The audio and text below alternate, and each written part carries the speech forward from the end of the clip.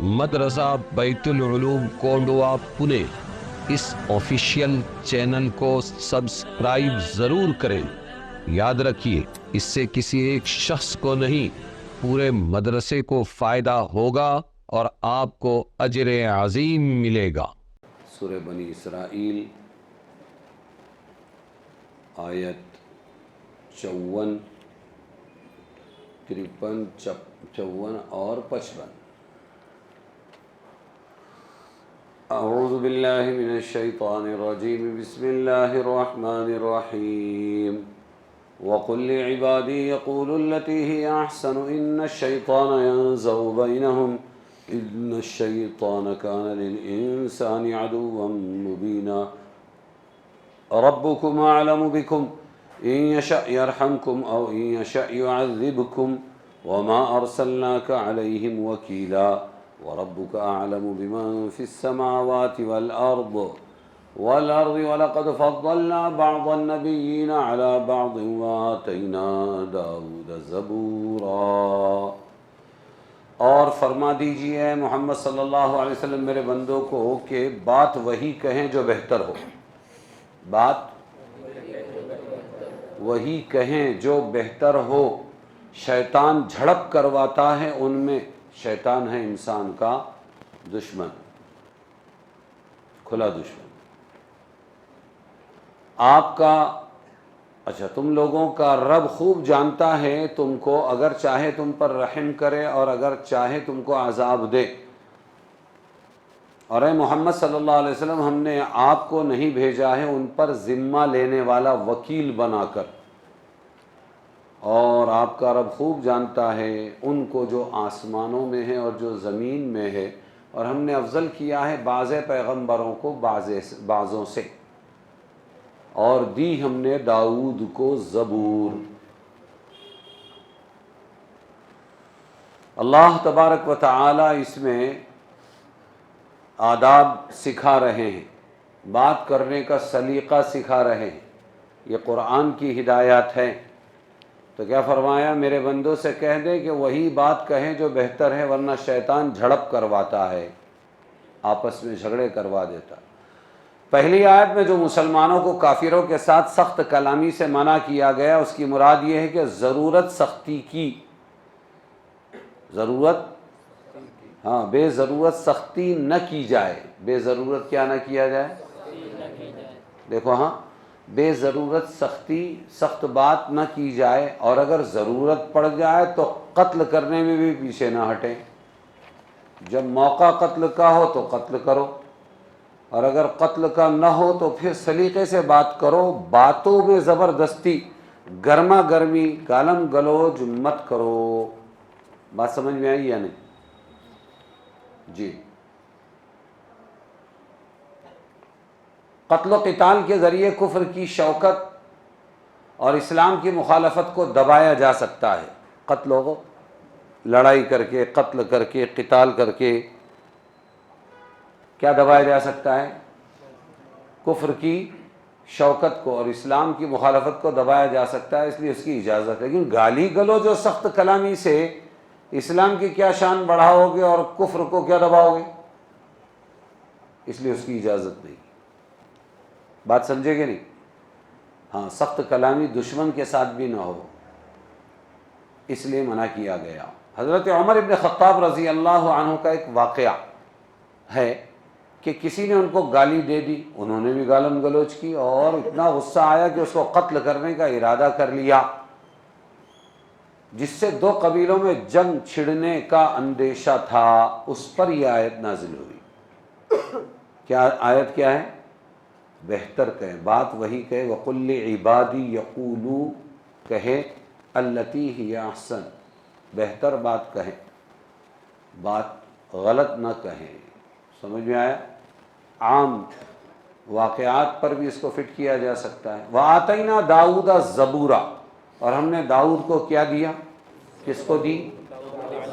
داؤد علیہ السلام کو زبور دی۔ خاص طور سے زبور کا ذکر اس لیے کیا گیا ہے کہ زبور میں رسول اللہ صلی اللہ علیہ وسلم کے متعلق یہ خبر دی گئی ہے کہ آپ صلی اللہ علیہ وسلم رسول پیغمبر ہونے کے ساتھ ساتھ ملک اور سلطنت والے بھی ہوں گے، بادشاہ ہوں گے۔ زبور میں ہے اور آج کے ایڈیشن میں بھی ہے، بدلی کیا نا انہوں نے، بہت مٹا دیا نا، لیکن موجودہ ایڈیشن کے اندر بھی یہ بات لکھی ہوئی ہے کیا کہ حضور پیغمبر رسول ہونے کے ساتھ حاکم بادشاہ ہوں گے۔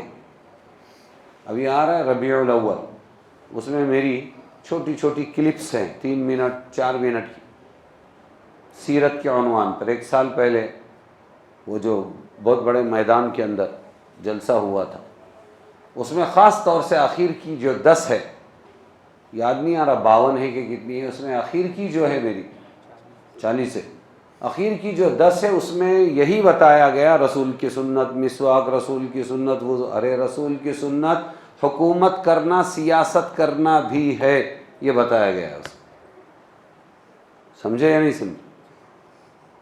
تو دیکھو یہاں لکھا ہوا ہے وَآتَيْنَا دَاوُودَ زَبُورًا، داؤد کو ہم نے زبور دی۔ زبور کا تذکرہ یہاں خاص طور سے اس لیے کیا، انجیل تورات نہیں، کہ زبور میں یہ بات لکھی ہوئی ہے کہ محمد صلی اللہ علیہ وسلم پیغمبر بھی ہوں گے، رسول بھی ہوں گے، اور ساتھ میں حاکم بادشاہ بھی ہوں گے۔ ارے سمجھے کہ نہیں سمجھے؟ تو جو لوگ یوں کہتے ہیں کہ ارے سیاست سے مولانا لوگوں کا کیا لینا دینا، تو ان کا جواب یہ ہے کہ سیاست ہی مولانا لوگوں کا کام۔ راجیش پائلٹ نے کہا تھا، مولانا ابو الحسن ندوی نے جب جوڑا تھا علماء کو کہ بھائی سیاست کے بارے میں کچھ سوچو، اس نے کہا 5 منٹ مجھے بھی دو، اور پھر اس نے آ کے کہا تمام علماء سے، ہندوستان کے چنندہ تھے، یہ سیاست تم لوگوں کا کام تھا، تم نے نہیں کیا تو ہم جیسے نالائقوں کو بیچ میں آنا پڑا۔ اور سیدھی سی بات ہے، سیاست کس کا کام ہے؟ مخلوق کا حق ادا کرنے والوں کا کام۔ کس کا کام ہے؟ مخلوق کا حق ادا کرنے والوں، اور مخلوق کا حق ادا وہ کرے گا جو جانے گا، اور جاننے والے کو عالم کہتے ہیں، اور جو نہ جاننے والا ہے وہ ان پڑھ ہوتا ہے، جس کو معلوم ہی نہیں ہے خالق کا علم اور مخلوق کا علم، وہ اللہ سے کیا ڈرے گا، وہ مخلوق کا کیا حق ادا کرے گا، وہ تو خدمت خلق کی جگہ خدمت خلق کرے گا۔ بات سمجھے گی نہیں؟ تو پھر وہ ابھی سیریل پھر سے شروع ہو جائے گا انشاءاللہ۔ تو یہ فرمایا زبور ہم نے عطا کی۔ یہ زبور جو کتاب تھی اس کے اندر 150 صورتیں تھی، کتنی؟ اور تمام صورتوں میں صرف دعا اور حمد و ثنا کا ذکر تھا۔ کس کا ذکر تھا؟ کہ اللہ سے دعا کیسے مانگے اور اس کی حمد کیسے بیان کرے، اس کی تعریف کیسے کرے۔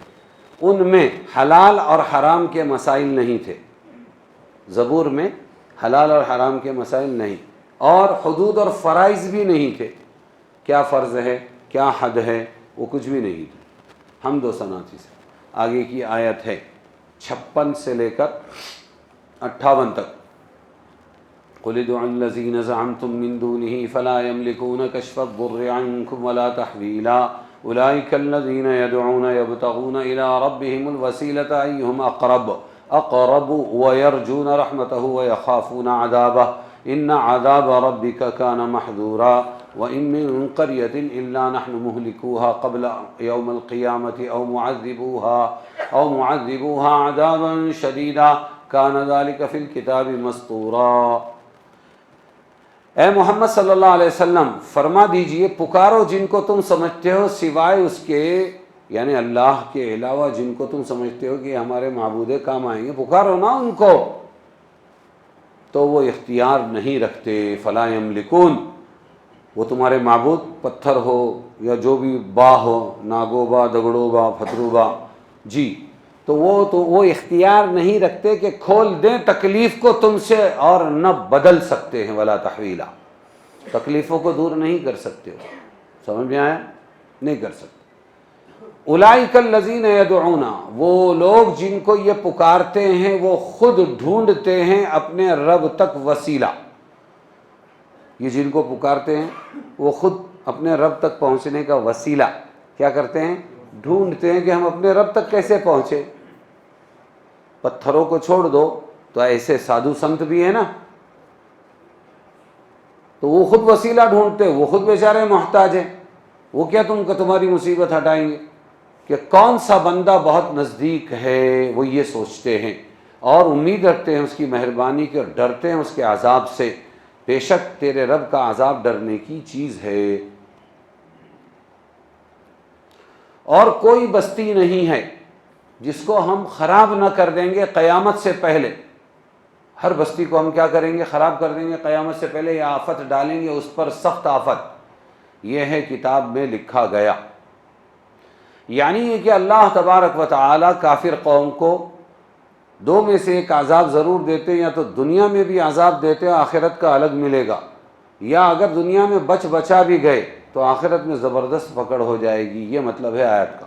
لفظ وسیلہ آیا یہاں پر، یبتغون الی ربہم الوسیلۃ، کہ یہ جن کی پوجا کرتے ہیں، جن کو اپنا مددگار سمجھتے ہیں، وہ خود تلاش میں ہیں کہ ان کو رب مل جاوے، وسیلہ چاہتے ہیں۔ تو وسیلے کے معنی ہر وہ چیز جس کو کسی دوسرے تک پہنچنے کا ذریعہ بنایا جائے۔ وسیلہ کس کو کہتے ہیں؟ ہر وہ چیز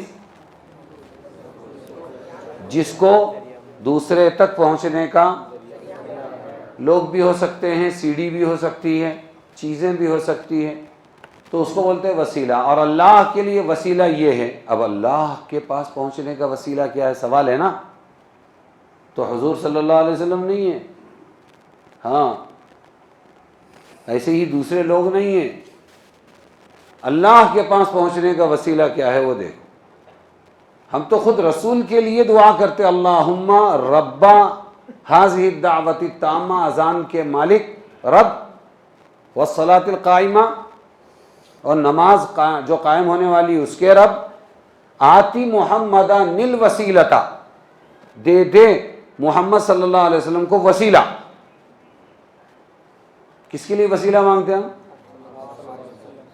تو جان بوجھ کے اذان میں یہ وسیلہ حضور کے لیے اس لیے سکھایا گیا کہ ہماری عقل میں یہ بات آئے، جس کے لیے پوری امت وسیلہ مانگتی ہے، اس کو کیسے وسیلہ بنائیں گے ہم اللہ تک پہنچنے کا؟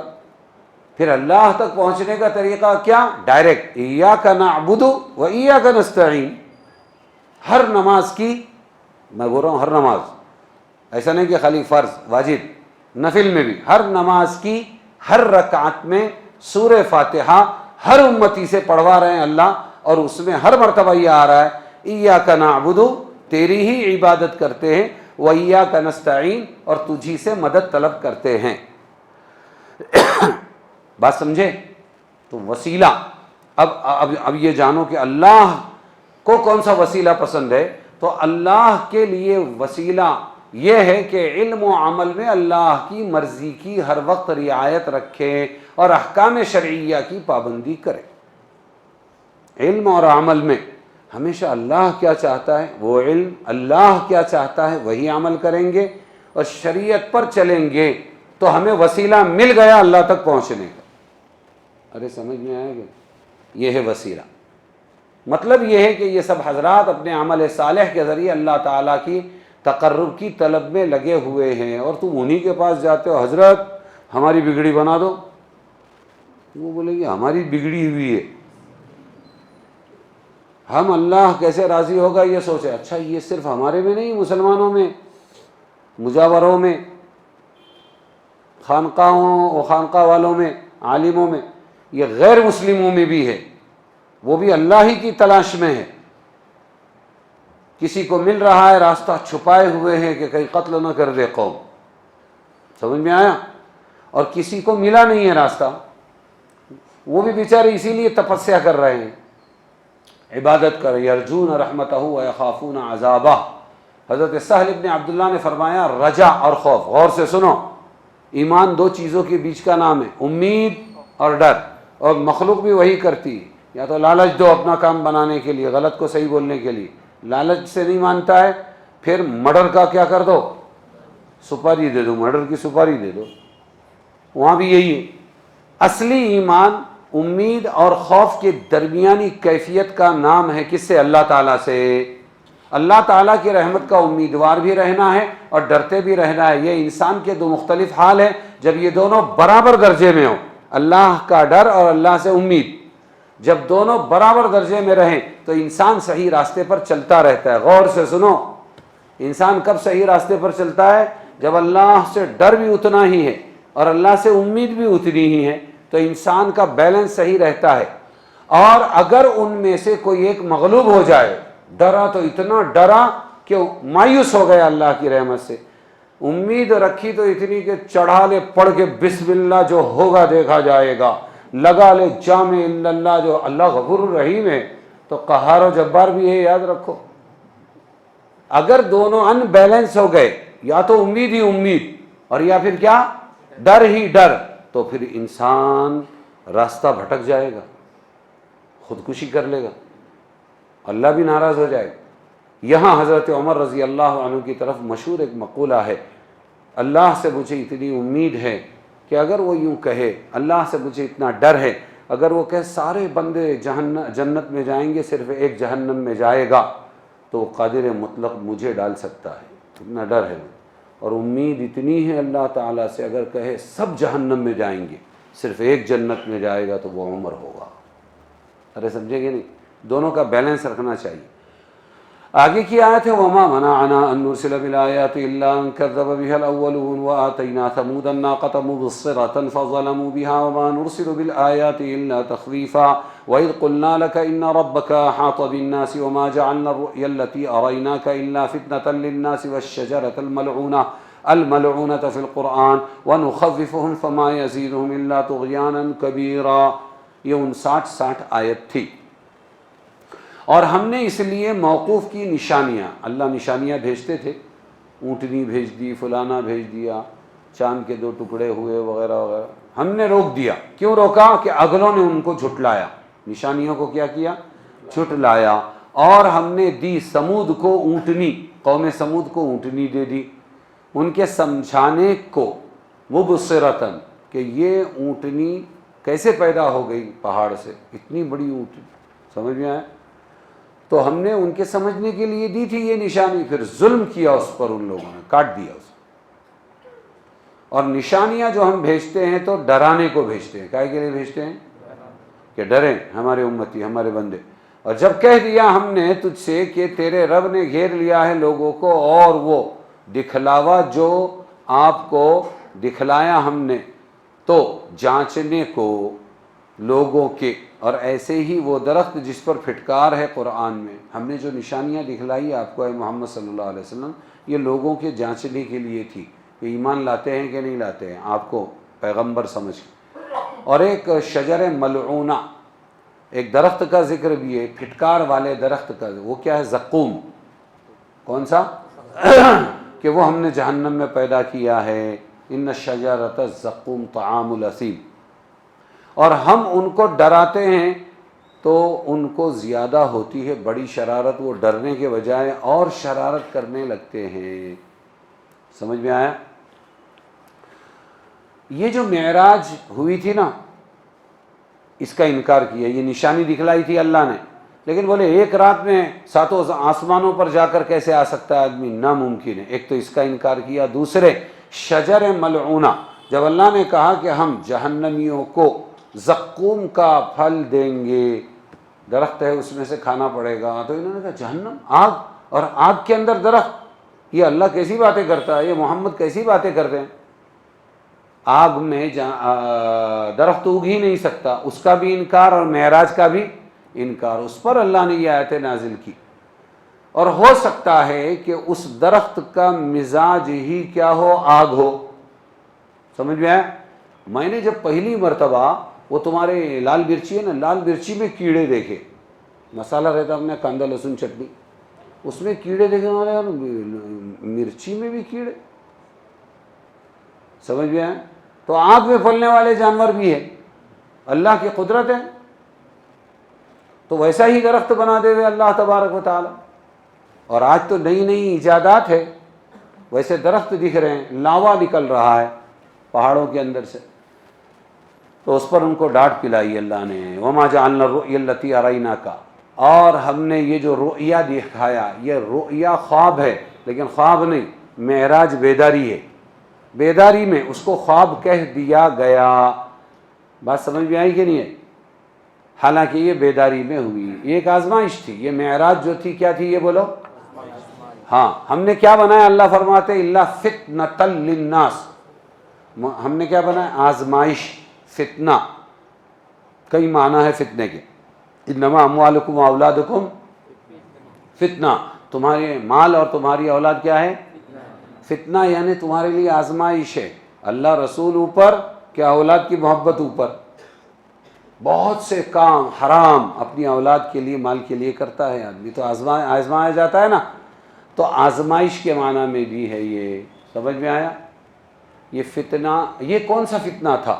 معراج کے وقت جو لوگ نو مسلم تھے، بہت سے لوگ اس کی وجہ سے مرتد ہو گئے تھے۔ کیا ہو گیا تھا؟ نئے نئے مسلمان تھے نا، پکے نہیں تھے، اس لیے وہ بیچارے بولے نہیں نہیں یہ واقعہ معراج نہیں ہو سکتا، اس لیے وہ دوبارہ اسلام سے پھر گئے تھے۔ یہ فتنہ تھا، اللہ نے اس کو، معراج کو ان کے لیے فتنہ بنایا، آزمائش بنایا۔ بات سمجھ میں آئی؟ اگر خواب میں معراج ہوتی، اگر اس آیت سے کوئی کہتا ہے کہ ہم نے جو کر دیا آپ کے لیے خواب، جو آپ کو ہم نے دکھایا مگر لوگوں کے لیے فتنہ، اگر معراج خواب میں ہوتی تو مرتد ہونے کی کیا ضرورت تھی؟ خواب تو دیکھتے ہی رہتے ہیں لوگ۔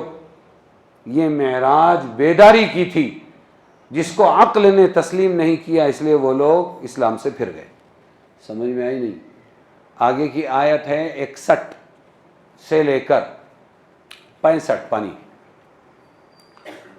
وَإِذْ قُلْنَا لِلْمَلَائِكَةِ اسْجُدُوا لِآدَمَ فَسَجَدُوا إِلَّا إِبْلِيسَ قَالَ أَأَسْجُدُ لِمَنْ خَلَقْتَ طِينًا قَالَ أَرَأَيْتَكَ هَذَا الَّذِي كَرَّمْتَ عَلَيَّ لَئِنْ أَخَّرْتَنِي إِلَى يَوْمِ الْقِيَامَةِ لَأَحْتَنِكَنَّ ذُرِّيَّتَهُ إِلَّا قَلِيلًا قَالَ اذْهَبْ فَمَنْ تَبِعَكَ مِنْهُمْ فَإِنَّ جَهَنَّمَ جَزَاؤُكُمْ جَزَاءً مَوْفُورًا وَاسْتَفْزِزْ مَنِ اسْتَطَعْتَ مِنْهُمْ بصوتك وأجلب عليهم بخيلك ورجلك وشاركهم في الأموال والأولاد وعدهم وما يعدهم الشيطان إلا غرورا إن عبادي ليس لك عليهم سلطان وكفى بربك وكيلا۔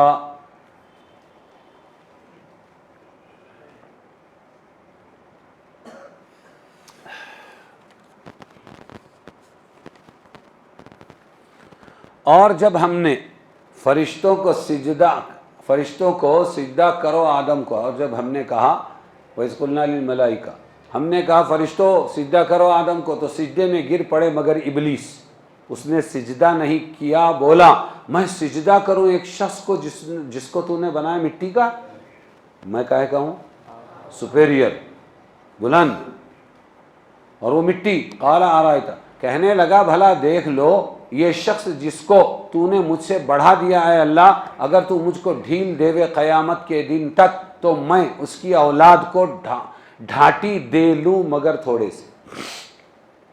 ڈھانٹی دے لوں کا مطلب قابو میں کر لوں، ہپناٹزم، پورے آدم کی اولاد کو اگر تو مجھے ڈھیل دے، احتنکن ذریتہ، تو میں قابو میں، بس میں کر لوں گا۔ احتنکن، سمجھ میں آیا؟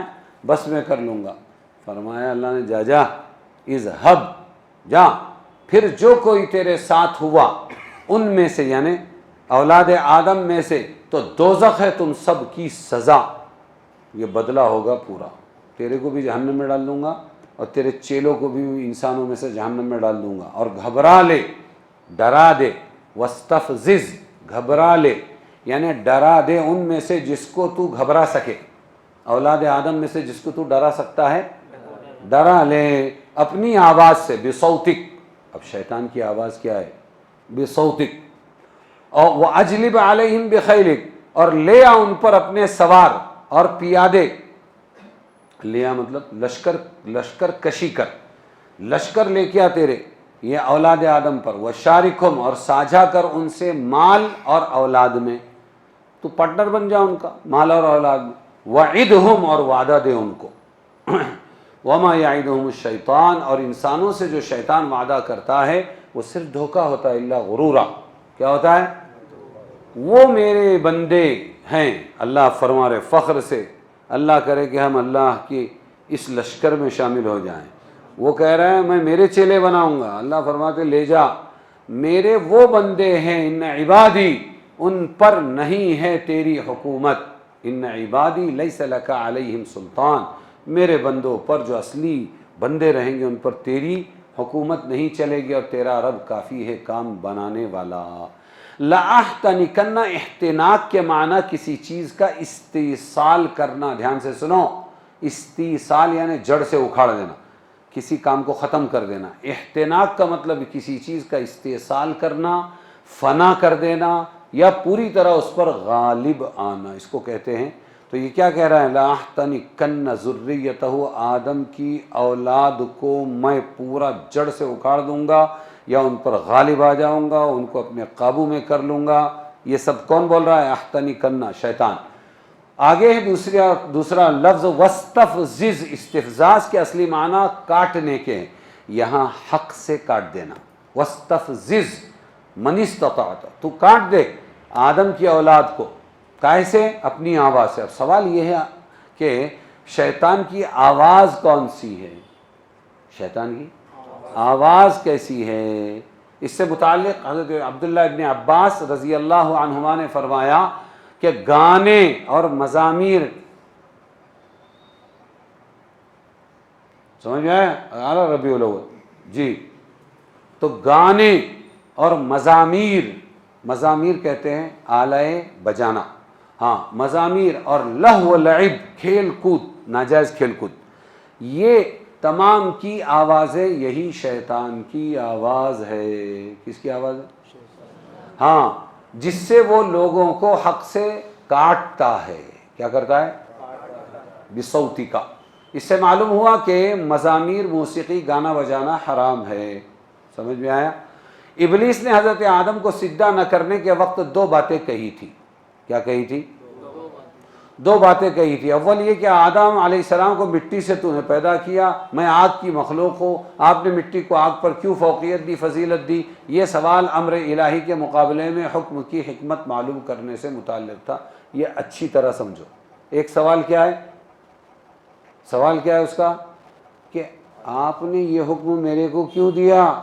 وہ مفضول میں افضل، وہ گھٹیا میں بڑھیا۔ تو کیا پوچھنا چاہتا ہے وہ؟ آپ نے یہ حکم کیوں دیا؟ اور تم جانتے ہو کہ جو مامور ہوتا ہے، نوکر ہوتا ہے، غلام ہوتا ہے، وہ صرف حکم بجا لانے کا مامور ہوتا ہے، وہ کسی بادشاہ، کسی حاکم سے سوال نہیں پوچھ سکتا کہ آپ نے میرے کو یہ کام کرنے کو کیوں کہا۔ جب ایک دنیا کا بندہ حاکم اور آمر، اس سے پوچھنا جائز نہیں ہے، خالی کام کرتے رہو، تم نوکر ہو، تو پھر اللہ سے اگر کوئی پوچھتا ہے، اللہ کی مخلوق جیسے شیطان ابلیس، تو یہ کہاں سے جائز ہوتا؟ تو کیا سوال تھا اس کا؟ بولو، حکمت معلوم کرنا۔ کیا معلوم کرنا؟ ہاں، حاکم کے حکم کی حکمت پوچھنے کا حق اس کو نہیں تھا۔ اب آگے چلو، دوسری بات جو کہی تھی، قیامت تک کی زندگی ملنے کی میری درخواست پوری ہو گئی تو سب کو میں بہکا کے کیا کر لوں گا؟ اپنا لشکر بنا لوں گا۔ سمجھ میں آیا؟ تو اللہ نے فرمایا اجلب علیہم، لا تیرا لشکر کیا کر سکتا ہے، کیسے اچک سکتا ہے، لے لے، پیدل بھی لا، تیرے سوار بھی لا، سب کچھ لے کے آ۔ اب سوال یہ ہے کہ شیطان کا بھی کوئی لشکر ہے کیا؟ پیدل سوار ہو، سیدھا بیٹا، ہاں، شیطان کا کوئی لشکر ہے کیا؟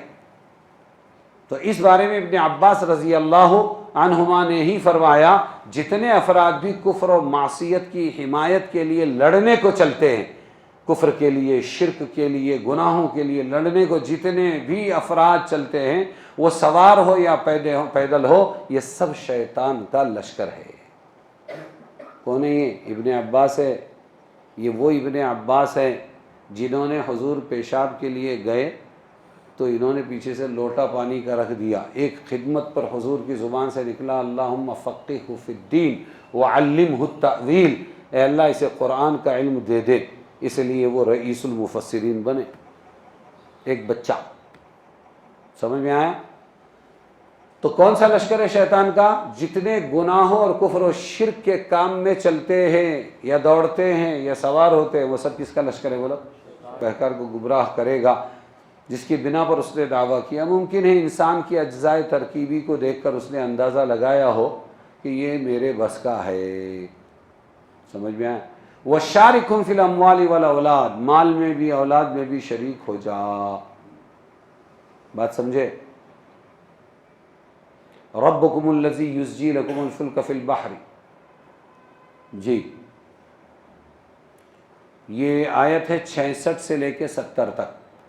ربکم الذی یزجی لکم الفلک فی البحر لتبتغوا من فضلہ انہ کان بکم رحیما واذا مسکم الضر فی البحر ضل من تدعون الا ایاہ فلما نجاکم الى البر اعرضتم وکان الانسان کفورا افامنتم ان یخسف بکم جانب البر او یرسل علیکم حاصبا ثم لا تجدوا لکم وکیلا ام امنتم ان یعیدکم فیہ تارة اخرى فیرسل علیکم قاصفا من الريح فیغرقکم بما کفرتم ثم لا تجدوا لكم علينا به تبيعا ولقد كرمنا بني آدم وحملناهم في البر والبحر ورزقناهم من الطيبات وفضلناهم على كثير ممن خلقنا تفضيلا. تمہارا رب وہ ہے جو چلاتا ہے تمہارے واسطے کشتی دریا میں تاکہ تلاش کرو اس کا فضل، وہی ہے تم پر مہربان. اور جب آتی ہے تم پر آفت دریا میں تو بھول جاتے ہو جن کو تم پکارا کرتے تھے. وہاں معبود کو کھڑو با بچا کھڑو با، وہاں پھر کیا کرتے؟ الا ایاہ، اللہ کے سوا سب کو بھول کر صرف کس کو پکارتے ہو؟ اللہ. جی پھر جب وہ بچا لاتا ہے تم کو خشکی میں پھر جاتے ہو اور ہے انسان بڑا ناشکرا. تو کیا تم بے ڈر ہو گئے اس سے کہ دھسا دے تم کو جنگل کے کنارے یا بھیج دے تم پر آندھی پتھر برسانے والی، پھر نہ پاؤ اپنا کوئی نگہبان. وہ دنیا وہ خشکی پہ آنے کے بعد تم مطمئن ارے یہاں بھی تو دھسا سکتا ہے وہ، ہاں، یا آندھی بھیج کر تم کو ہلاک کر سکتا ہے. یا بے ڈر ہو گئے ہو اس سے کہ پھر لے جائے دوبارہ تم کو سمندر میں لے جا سکتا ہے. ارے دیکھ رہے نہیں ابھی ویڈیوز آ رہے ہیں، پارکنگ کی گاڑیاں بھی چلی، بیٹا بھی چلا، لونالے میں 8 لوگ چلے، سوچا بھی نہیں ہوگا. تو اللہ کہہ رہے ہیں یا بے ڈر ہو گئے اس سے کہ پھر لے جائے تم کو دریا میں.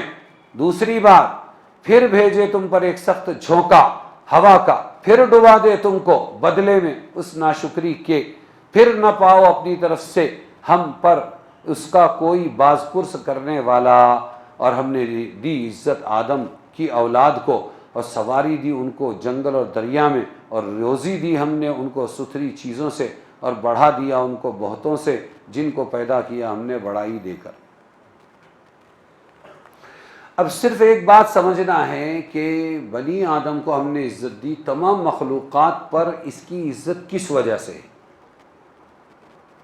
ہے نا، یہ سمجھنے کی چیز.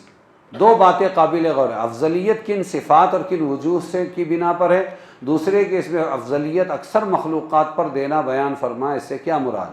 پہلی بات یہ کہ اللہ تعالیٰ نے بنی آدم کو مختلف حیثیات سے، یہ ہے یہ جواب ہے، بنی آدم کو مختلف حیثیتوں سے ایسی خصوصیات عطا فرمائی ہیں جو دوسری مخلوقات میں نہیں. مثلا حسن صورت، اعتدال جسم معتدل بنایا. یہ تو بعد میں ہم چربی چڑھاتے کھا کے، امول بٹر جی اور بڑھے گا گوشت. اعتدال جسم، اعتدال مزاج، پھر اعتدال قد و قامت، ڈیل ڈول اس کا دیکھو کتنا اچھا جو انسان کو عطا ہوا ہے، کسی بھی دوسری حیوان میں نہیں. ہتھی کو دیکھو آؤ کا بھاؤ ہے بیچارہ، اللہ نے اتنی طاقت دے دی گھسیٹ لیتا ہے اپنے آپ کو، لیکن آؤ کا بھاؤ ہے. اونٹ دیکھو، اونٹ تیری کون سی کل سیدھی، یہ بات مشہور ہے، ہر جگہ سے ٹیڑھا ہے وہ.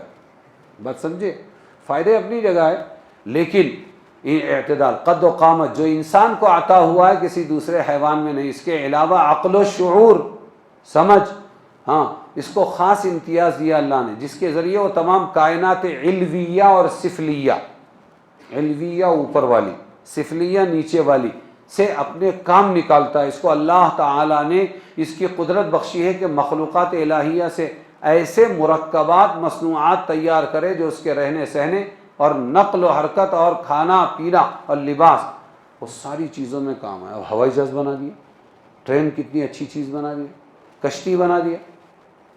دیکھو یہ کنسٹرکشن، پتھر پھوڑ کے اس میں مسالے ملا کے سیمنٹ بنا دیا. چھوٹی سی ایک جگہ کو 8 مالا کر دیا، 24 مالا کر دیا، 125 مالا کر دیا. تو یہ صلاحیت دوسرے جانوروں میں نہیں، سمجھے کہ نہیں؟ نطق و گویائی بولنا، یہ بھی افہام و تفہیم سمجھانا، اس کا ملکہ عطا کیا، دوسرے حیوان میں نہیں ہے۔ تحریر اور خط و کتابت یہ سکھا دی، یہ سب انسان کی امتیازات ہے۔ بعض علماء نے فرمایا ہاتھ کی انگلیوں سے کھانا کھانا یہ بھی اللہ تعالیٰ نے انسان ہی کو سکھایا۔ کون سا جانور ہے جو ہاتھ کی انگلیوں سے کھاتا ہے؟ ڈائریکٹ کھاتا ہے۔ پھر تمام جانور مفردات کھاتے، کچا گوشت ہے نا، کچا گوشت کھا لیا، خالی گھاس کھا لیا، خالی بھنڈی کھا لی، خالی ٹماٹر کھا لیا، سمجھے کہ نہیں؟ تو وہ مفردات کھاتے ہیں، لیکن انسان کو اللہ نے ایسی صلاحیت دی کہ ان میں شیف پیدا ہوتے ہیں۔ کون پیدا ہوتے ہیں؟ اپنا مشتاق بھائی شیف۔ یہ مرکبات کھاتا ہے، یہ کیا کھاتا ہے؟ گوشت لیا، مسالہ لیا، ادھر چاول لیا، وہ لیا، بریانی، دالچا کھانا، یہ کس کی صلاحیت ہے؟ یہ وہاں ایک ہی ٹیسٹ ہے، کچا گوشت، گھاس پھوس ہے نا، اور یہاں پر کیا اللہ تعالیٰ نے اس کو مرکبات بنانے کھانے کی کیا دے دی؟ صلاحیت دے دی۔ تو ایسی ہی پہلے ایک جملہ کہا تھا، اس کو یاد رکھو کہ اللہ تعالیٰ نے بنی آدم کو مختلف حیثیات سے نوازا ہے، وہ دوسرے جانوروں کو نہیں دیا، اس لیے آدم کو عزت دی ہے ان کے مقابلے۔ بات سمجھ میں آئی کہ نہیں؟ ٹھیک ہے، پھر آگے اللہ فرماتے ہیں، کیا فرماتے ہیں اللہ تبارک و تعالیٰ؟ کیا فرشتوں سے بھی، کیا فرشتے سے بھی افضل ہے؟ تو اس کی تفصیل سن لو۔ تمام مومنین تمام فرشتوں سے افضل ہے، عام فرشتوں سے، ٹھیک ہے، لیکن بعض خاص جو فرشتے ہیں وہ عام مومنین سے افضل ہے، اور پھر صالحین اور انبیاء اور رسول یہ ان سے بھی افضل ہے۔ کس سے افضل ہے؟ جبرائیل، میکائیل، سب سے افضل ہے۔ اور پھر آخر میں یہ ہے کہ جو کفار و فجار ہے بنی آدم میں، ہم نے بنی آدم کو فضیلت دی، تو کیا کافر مشرک بھی افضل ہے ان سے؟ نہیں، یہ تو جانوروں سے بدتر ہے۔ اولئک کالانعام بل هم اضل سبیلا، ان کے بارے میں تو کہا جانوروں سے بدتر ہے، ان سے بھی گئے گزرے۔